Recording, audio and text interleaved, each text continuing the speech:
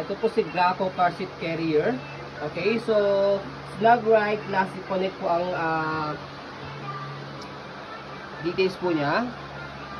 Okay, so pwede po siyang carrier, manual carrier. Okay, so meron siya kasamang base, ito. So dito siya pipindutin sa likod pag ilalagay niyo sa base. Okay, so ito yung base niya. So ito yung car seat, kaya pwede siyang manual carrier, ayan. Pwedeng bitbitin.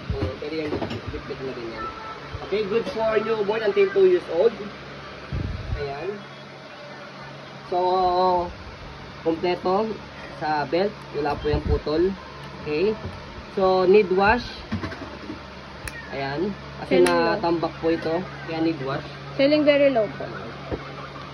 Selling very low. Ayan. Wait lang. So, dito po, ikunay po na kung adjust mo yung handle. So, paglagay po dito sa base niya, okay, so, click lang dito sa likod tapos salpak niya lang ganyan. Okay, mag-automatic lock yan. Ayan. Okay, so ito yung likod niya. So yun. Yun po. So yun po. Maraming salamat po. Ito na ito. Ayan. Na-adjust. Adjust na po siya.